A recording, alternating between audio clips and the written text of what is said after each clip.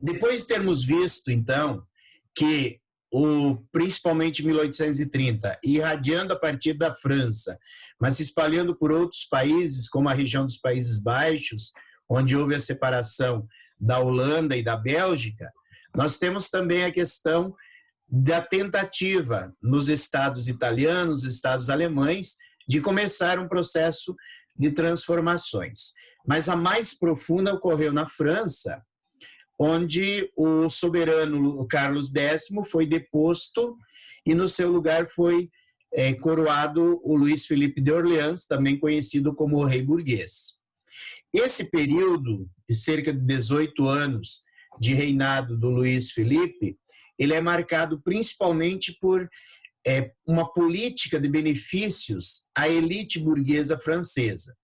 E isso gradativamente vai gerando um processo de desgaste da figura do rei, principalmente por parte de grupos ligados à ideologia socialista, que começa a se consolidar ainda nesse período chamado socialismo utópico, e também os chamados bonapartistas, que não aceitam muito essa questão ligada aí à industrialização que a França vive no período e, ao mesmo tempo, a intensa exploração da classe operária.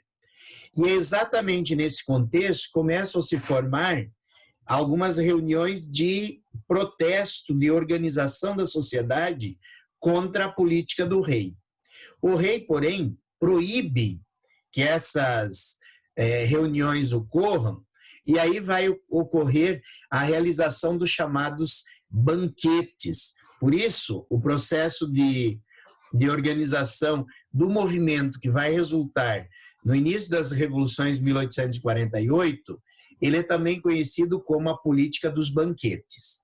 Mas é óbvio que, para entendermos todo esse processo, nós temos que lembrar quais são as concepções, quais são as características do período. Então, de um lado, nós tivemos a coroação do Luís Felipe como uma resistência do chamado liberalismo, que não aceitava mais um sistema absolutista de governo como o Carlos X ou Carlos X tentava impor anteriormente. Ao mesmo tempo, nós temos as questões relacionadas ao nacionalismo, que também já vimos presente nos movimentos de 1830, e, junto com isso, um fortalecimento da classe operária, baseada, num primeiro momento, nos ideais anarquistas, que combatiam principalmente a existência de Estado, a existência das instituições, como igreja, como polícia e uma série de outros mecanismos de controle da sociedade, e principalmente nessa década de 30, 40, o fortalecimento do chamado socialismo utópico. Nós tivemos a oportunidade de ver isso no movimento da Revolução Industrial. O socialismo utópico, ele tem a concepção de que é possível tornar a sociedade industrial uma sociedade menos desigual, uma sociedade onde os trabalhadores possam ter algum tipo de benefício e não apenas a busca de um lucro absurdo por parte dos grandes proprietários. E aí nós temos também surgindo em cena o chamado romantismo. Não o romantismo no sentido de amor, mas um romantismo no sentido de construção de uma sociedade ideal, no sentido de que é possível criar uma sociedade mais justa, uma sociedade mais igualitária. Como eu falei anteriormente, também as revoluções de 1848 têm o seu ponto de irradiação a França. Por quê? Porque a França novamente está enfrentando uma grande crise econômica. De um lado, você tem uma queda da produção agrícola na França, isso gera automaticamente um aumento do preço dos alimentos, que atinge principalmente aquela camada operária, aqueles trabalhadores de grupos mais pobres, né, com menor poder aquisitivo. Então, esses indivíduos, eles acabam sofrendo de uma forma mais intensa exatamente esse aumento do preço dos alimentos. Por outro lado, o aumento da concorrência com a indústria norte-americana começando a se desenvolver, a indústria japonesa, a própria questão da indústria inglesa, tudo isso diminui o consumo de produtos industriais, principalmente tecidos, e junto com isso aumenta o desemprego, aumenta a miséria. Então veja que você tem um conjunto de fatores que vão criar um clima favorável para quê? Para que comece-se a contestar o governo, comece a contestar a política do governo de benefício a um determinado setor da sociedade. Então junta-se aí a insatisfação dos camponeses, dos operários e da chamada pequena burguesia ou classe média francesa, e você tem um clima favorável para esse processo de revolução. Quem são os grupos, então, mais destacados nesse movimento? Eu já destaquei anteriormente os socialistas e os bonapartistas, mas você também tem os saudosistas lá do autoritarismo do Carlos X, né, conhecidos como legitimistas, e você tem também um grupo ligado às ideias republicanas, aqueles que querem o fim da monarquia. Então, esses 4 grupos, eles começam a se mobilizar no sentido de impor uma nova forma de governo, uma nova forma de organização para a França. Aí cria-se o espírito para as revoluções. Bom, feita a mobilização dos banquetes, o rei começa uma repressão muito grande a esse processo de reuniões. Vai reprimir com violência e isso gera uma consequência, que é um aumento da mobilização, é o início de uma jornada revolucionária, com o povo indo às ruas, com união de bandeiras, principalmente entre a média burguesia e os trabalhadores, e isso leva a uma pressão que resulta na abdicação do rei Luís Filipe e a consolidação dos ideais republicanos. Então, com a abdicação do rei, a França passa a ser novamente uma república. Vocês podem até se questionar, mas por que Segunda República? Em que momento da história a França foi república? E aí nós temos que voltar lá no período da Revolução Francesa. É considerado a Primeira República Francesa o período em que os jacobinos estão no poder. Então, a partir daquele momento, teria se criado aí a Primeira República.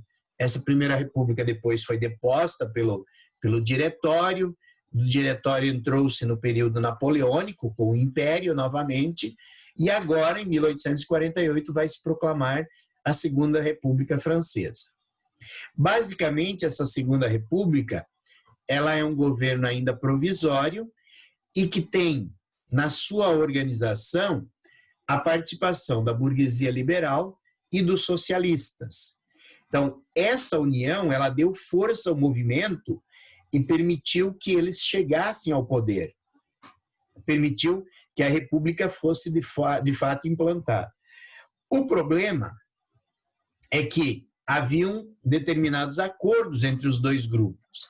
Principalmente os socialistas queriam uma política do Estado francês no sentido de tentar melhorar as condições de vida dos trabalhadores, oportunizar, apoiar determinadas iniciativas.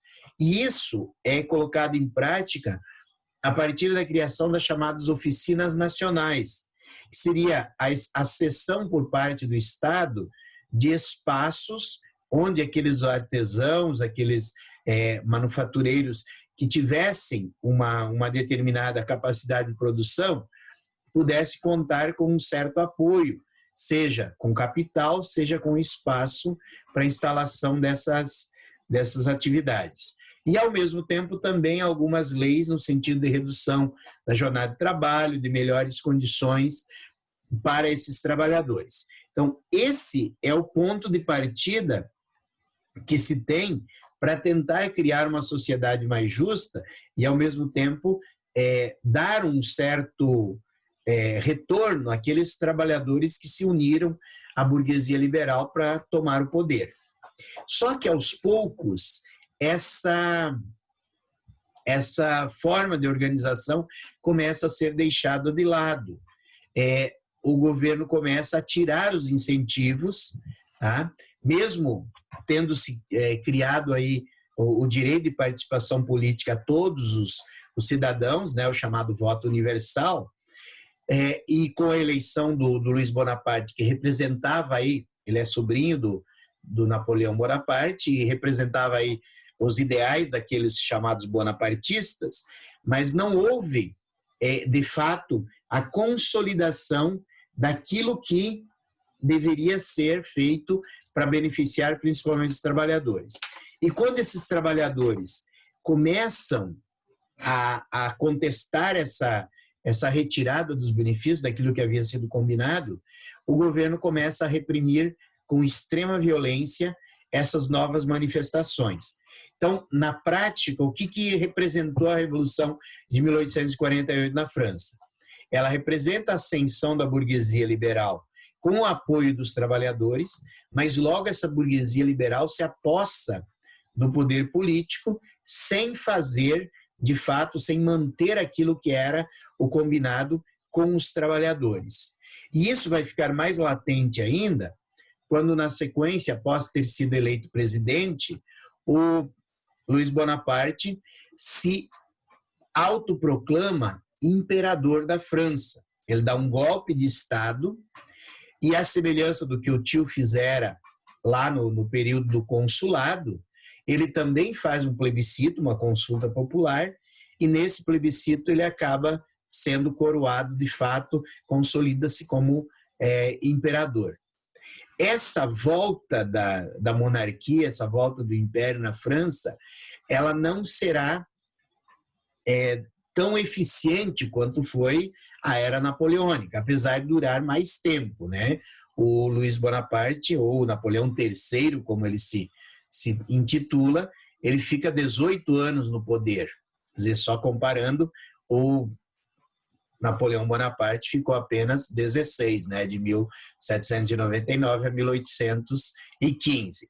Mas mesmo ficando mais tempo, o seu período de governo é marcado muito mais por fracassos do que propriamente por algum tipo de sucesso.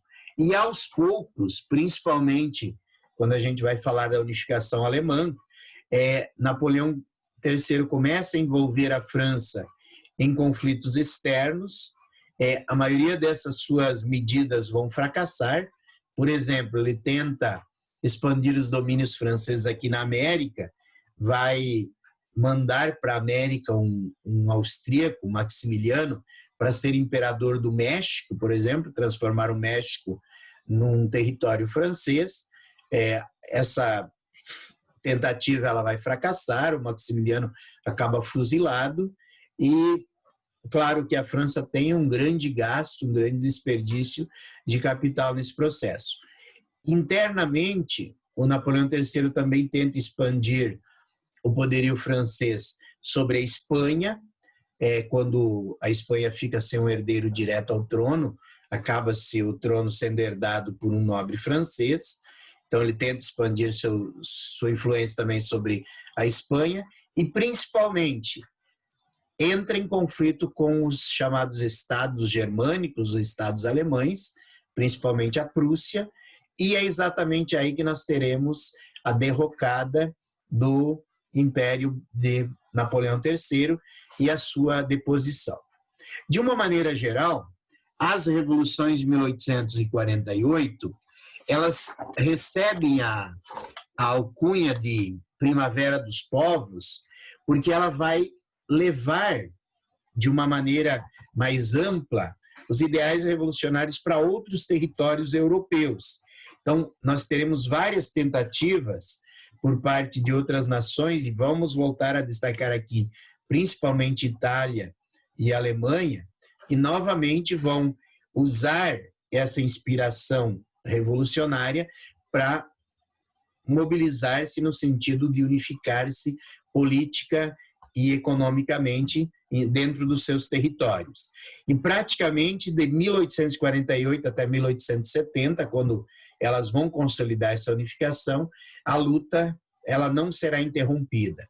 Então, esse é o principal, digamos, ponto de colaboração das revoluções de 1848. Elas permitem que, de uma maneira geral, outras nações sejam incluídas aí nesse processo de mudanças e transformações internas. Inclusive, aqui no Brasil, também nós teremos algumas consequências, né? Uma das últimas revoluções que acontece no Brasil imperial, antes da proclamação da República, é uma revolução conhecida como praieira, que vai acontecer aqui no Brasil, lá em Pernambuco, exatamente contestando algumas medidas do governo já nessa época, no segundo reinado de Dom Pedro II. De uma maneira geral, então, esse seria o contexto das chamadas revoluções. Até aqui, tranquilo? Algum comentário, alguma dúvida? Algo que vocês gostariam de aprofundar? Não?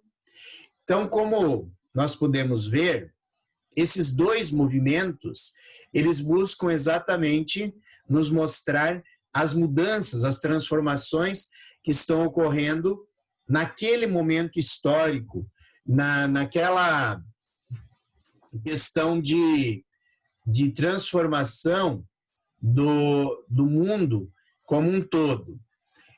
Essas transformações, elas vão levar àquele que seria o movimento seguinte, que é o processo de unificação, tanto da Itália quanto da Alemanha. Então, na sequência, nós vamos tentar compreender um pouquinho exatamente isso. Como que se dá a unificação, tanto italiana quanto alemã, começando pela italiana. Tá? Então, deixa eu voltar aqui. Nosso processo, então, de revoluções, vendo exatamente o processo de revolução que vai ocorrer a partir do final aí do século XIX, no caso da Itália. Então, em primeiro lugar, tanto a unificação italiana quanto a unificação alemã, elas têm dois personagens marcantes, dois indivíduos que teriam um papel de destaque na liderança do movimento. É óbvio que eles não fizeram a revolução sozinhos, tá? É óbvio que eles se valeram de todo um conjunto de fatores do período. Mas, sem dúvida nenhuma, não se pode falar dessa questão da unificação sem analisar aquele que é um dos pontos que marca as revoluções, tanto de 30 quanto 48, que é a questão do nacionalismo. Então, você tem uma Itália que antecede a Revolução, dividida em 12, 14 pequenas áreas autônomas, áreas administrativas, mas que, em termos gerais, não são tão autônomos assim. Ou são controladas por uma casa real de origem francesa, no sul, ou são controladas pela influência austríaca no norte, ou são controladas pela Igreja Católica no centro. E é exatamente por isso que esse sentimento nacionalista ele começa a ser despertado. Ao mesmo tempo, também temos a questão do liberalismo, a questão da ideia de que você precisa de melhores condições para desenvolver a sua economia, com liberdade, com integração de fronteiras, com menos taxas, menos impostos. Tudo isso precisa ser deixado de lado, digamos assim, e aí que entra essa questão relacionada principalmente aos nacionalismos e aos liberalismos do período. Mas vamos começar pela questão da Itália. O que é a Itália nos anos que antecedem o processo de unificação? Nós podemos observar aí numa cor mais escura aquilo que é conhecido como o Reino do Piemonte e Sardenha, que é basicamente o mais poderoso dos reinos locais, dos reinos italianos. Temos na parte central a região dos chamados Estados Pontifícios da Igreja. Temos ao sul o Reino das Duas Sicílias, governado por uma monarquia de origem francesa, e temos o norte da Itália praticamente todo controlado pelo Império Austríaco. Então, é exatamente esse processo de divisão interna que, digamos assim, dificulta o desenvolvimento econômico, o desenvolvimento político da sociedade italiana. E é a partir desse contexto que começam a ser gestados aí os movimentos que levam à unificação da Alemanha, da Itália, num período bastante breve. Então, só destacando, quais seriam esses empecilhos à unificação da Itália? Primeiro, a sua divisão em diversos estados. Segundo, que a Itália tinha um papel coadjuvante na política europeia. Quer dizer, existir uma Itália unificada ou não fazia a menor diferença para a questão de equilíbrio de forças na Europa. E exatamente essa falta de força fez com que, após o Congresso de Viena, a Itália continuasse dividida em vários territórios. Entre esses territórios, como eu já destaquei antes, o Piemonte e Sardenha, que era um reino italiano, o maior de todos os reinos italianos. Ao norte, lá, a Veneza e Lombardia pertencendo à Áustria, o Papa governando a Itália Central, e outros estados ou governados por príncipes estrangeiros ou ainda sendo pequenos estados independentes. Uma outra questão também que está internamente dificultando esse processo de unificação. A questão geográfica, né? Você tem uma Itália com várias formações montanhosas, essas cadeias de montanha, principalmente os chamados Alpes, né? Dificultam as comunicações entre as várias regiões. A própria questão do analfabetismo, que dificultava você tentar difundir uma ideia de unificação, já que a maioria das pessoas não sabiam ler e escrever, quer dizer, você teria que sair conversando com essas pessoas para conseguir trazer novas ideias. A própria questão da igreja, né? O Papa temia a perda da sua influência, do seu poder sobre os chamados estados papais, ou estados pontifícios. Além disso, haviam várias ideias sobre o que fazer. No sul, por exemplo, onde o reino das Duas Sicílias era considerado um reino extremamente opressor, a população do sul queria a proclamação de uma república. No norte, onde a influência do reino do Piemonte era maior, queria-se a ideia de que a Itália deveria ser uma monarquia liderada, obviamente, pelo rei do Piemonte. E haviam também aqueles grupos que achavam que a Itália toda deveria se tornar um estado pontifício sob o governo do Papa. Então, essa falta de unidade, até mesmo no pensamento sobre que Itália queria se construir, dificultava o processo de unificação. Ao mesmo tempo, aquela questão já dita anteriormente. Nesse momento, a Itália não interfere em nada no processo de disputas europeias, mas se ela se torna uma nação mais forte, ela pode incomodar, como de fato ela incomodou. É bom lembrarmos que Primeira Guerra Mundial tem a participação da Itália, Segunda Guerra Mundial, fascismo, tudo isso. Então, de fato, quem não queria uma Itália unificada tinha lá suas razões, analisando historicamente o fato de que a Itália era o berço do antigo Império Romano. Então, ela tinha uma tradição histórica de uma nação forte, de uma nação influente. Mas, ao mesmo tempo, conseguiu-se unificar a Itália usando alguns fatores que, de um lado, poderiam parecer ruins, mas que, de outro lado, acabaram se mostrando positivos. Exemplo, a questão dos Alpes, cercada pelo mar, quer dizer, você tem uma Itália que, pelo seu isolamento, ela cria suas próprias tradições e costumes. Ao mesmo tempo, você tem a herança, como eu disse agora há pouco, principalmente do período do Império Romano, que foi recuperado durante o chamado Renascimento italiano, ali nos séculos 13, 14, 15, né?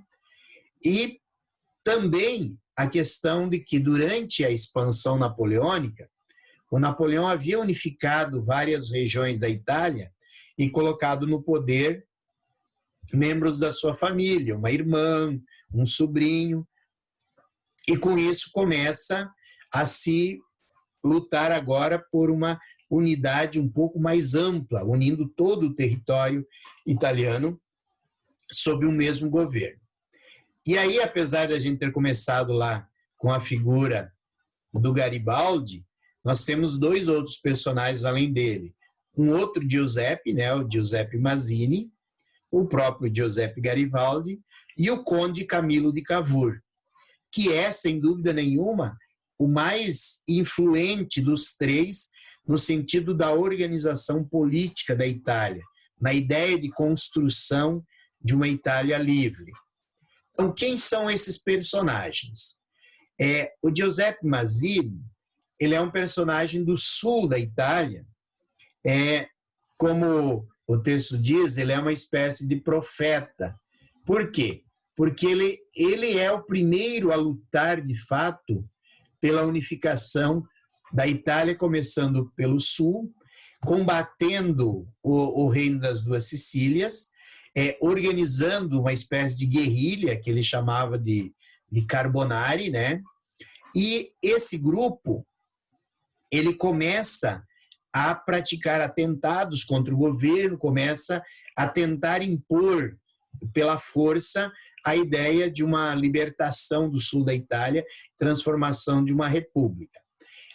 Esse grupo foi combatido com extrema violência, a grande maioria dos seus membros acabaram mortos, enforcados, mas a partir dos Carbonari surgiu um outro grupo conhecido como Nova Itália. Esse grupo tem entre um dos seus participantes exatamente o Giuseppe Garibaldi, que, quando tenta o primeiro processo revolucionário, acaba fracassando, e o Garibaldi, para não acabar morto, ele acaba fugindo da Itália, migra para os Estados Unidos e, posteriormente, dos Estados Unidos migra para o Brasil. Aqui no Brasil, a gente já teve a oportunidade de falar sobre ele quando ele se envolve na chamada Revolução Farroupilha. Depois do Brasil, ele vai para o Uruguai e só mais tarde retorna à Itália, onde ele passa a fazer parte do processo. Mas já falaremos do Garibaldi. O outro personagem é o conde Camilo de Cavour. Por que o Camilo de Cavour é tão importante? Porque, ao iniciar o processo de revolução da Itália, lá em 1848, o rei do Piemonte, ele foi forçado, ele perdeu o conflito, a disputa com os austríacos, e foi forçado a abdicar do trono em favor do seu filho. Esse filho chamava-se Vítor Emanuel. E o Camilo de Cavour era uma espécie de primeiro-ministro desse Vítor Emanuel. E o que ele aprendeu com a experiência anterior? Que, sem um auxílio externo, o Piemonte não conseguiria vencer o exército poderoso que a Áustria tinha na época. Então, ele começa a organizar um processo de busca de aliados. E ele vai encontrar como principal aliado desse processo de unificação italiana a França, que é uma adversária da Áustria naquele momento histórico. Então, o que ele faz? Ele busca uma aliança militar com a França. Quando a França ataca o Piemonte, quando a Áustria ataca o Piemonte, a França vai apoiar o Piemonte e, com isso, vai forçar a retirada da Áustria dos territórios ao norte da Itália. Então, esse processo de unificação a partir do norte vai incentivar as outras regiões também a iniciar esse processo de unificação. A terceira figura, como já estávamos falando, é a figura do Giuseppe Garibaldi, que é principalmente um soldado que vai usar da mobilização militar a partir do Sul exatamente para iniciar o processo de unificação. Se o Piemonte é responsável pela unificação do Norte e da expulsão da Áustria da maior parte dos territórios italianos, o Garibaldi é responsável por libertar o Sul do domínio da monarquia de origem francesa que controlava o reino das Duas Sicílias. Depois de vitorioso nesse processo, e isso é uma guerra de longa duração, são combates ao longo aí de anos e anos, inclusive com a participação de uma personagem da história do Brasil, né, que é a Anita Garibaldi, que acaba morrendo exatamente no decorrer de uma dessas batalhas, não em batalha, mas doente por causa da participação nas batalhas, ela acaba perecendo nesse processo. E o Garibaldi, após ter conseguido libertar as Duas Sicílias, ele faz uma aliança com o rei do Piemonte. Por quê? Porque senão ficaria metade da Itália uma monarquia e metade uma república. Então, o Garibaldi cede a região sul ao reino do Piemonte em troca da instituição na Itália de uma monarquia constitucional, ou seja, uma monarquia que segue determinados limites de poder determinados pelo parlamento. Então, essa é a principal característica do processo de unificação. O que faltava? Faltava unir ao território o reino do centro ali, os chamados estados pontifícios. Isso criou uma outra questão, que é uma disputa entre a igreja e o Estado romano. Por quê? Os novos governantes definem que Roma deve ser a capital do novo país, mas o Papa recusa. Não quer que Roma seja incorporada ao restante do território. E aí, isso leva a uma disputa, uma guerra entre os dois grupos, e o resultado é a chamada questão romana, que só vai terminar lá em 1928, com a criação do Estado do Vaticano. Mas, a partir daí, você tem, então, efetivamente, uma Itália unificada sob o governo do rei Vítor Emanuel II. A unificação não resolveu os problemas da Itália. Você tem a questão da disputa com o Papa, você tem a questão da falta de alfabetização de grande parte da população, você tem o início de uma migração de grandes contingentes de cidadãos italianos para o resto do mundo, exatamente porque a situação não é exatamente aquela que eles esperavam. De uma maneira geral, a Itália se unifica, mas ela vai demorar muitos anos para se constituir como uma nação. Tem até uma frase que é atribuída ao Camilo de Cavour, que ele diz assim, que fizemos a Itália, agora precisamos fazer os italianos. Então, de uma maneira geral, esse seria o processo de unificação da Itália. Perguntas? Nenhuma? Então, eu só vou fazer minha chamada rapidamente antes que vocês sumam e a gente volta a conversar no final na próxima segunda-feira, né, pessoal?